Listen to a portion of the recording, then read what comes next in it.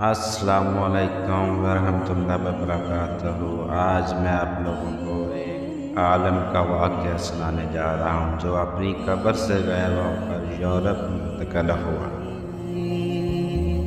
बाज़ दफ़ा क़ल्बी कैफ़ियत और ज़बानी तहक्कुम सल्ब ईमान का सबब बन जाता है और इस वक्त भी अपने आप को मुसलमान ही ख्याल करता है, हालांकि वो इंदल्लाह मोमिन नहीं होता।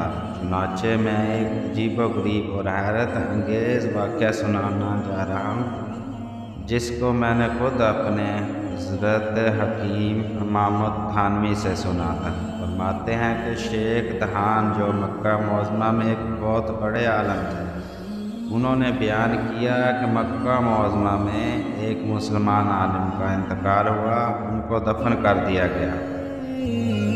कुछ थोड़े अरसे बाद एक और शख्स का इंतकाल हुआ। उसके वारसों ने यह चाहा कि उसको भी उसी आलम की कब्र में दफन कर दिया जाए। चुनांचे उसके हस्बे ख्वाहिश जब उस आलम की कब्र खोदी गई तो देखा कि उस आलम की लाश की बजाय एक हसीन और जमील लड़की की लाश रखी हुई है। देखने से वो लड़की यूरोपियन मालूम होती थी। सबको हैरत हुई कि ये क्या मामला है। पाक से उसी मजमे में एक ऐसा शख्स भी था जिसने उस लड़की की सूरत देखकर कहा, मैं इसको पहचानता हूँ, ये लड़की फ्रांस की रहने वाली है, एक ईसाई की बेटी है। ये मुझसे उर्दू पढ़ती थी और दर पर्दा मुसलमान हो गई थी। उसको मैंने दुनियावत के रसायल भी पढ़ाए थे।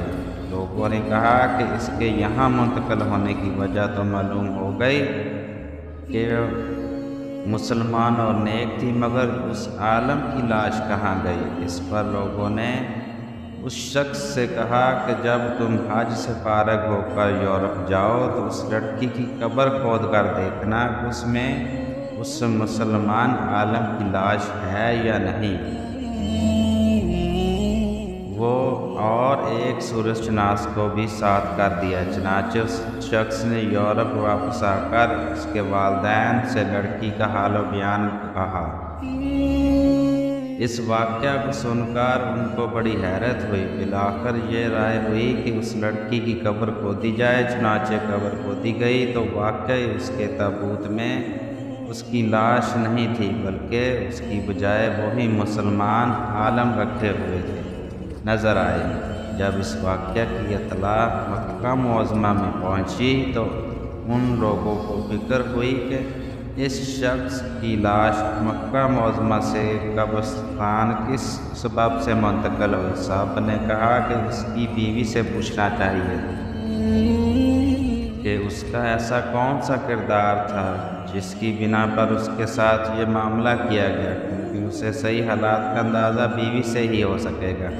चुनांचे लोगों ने उसके मकान पर पहुँचे और दरियाफ्त किया, क्या तेरे शौहर में इस्लाम के खिलाफ कोई बात थी। उसने कहा कि वो तो बड़े नमाजी और कुरान पाक की तिलावत करने वाले और तहज्जुद गुजार थे।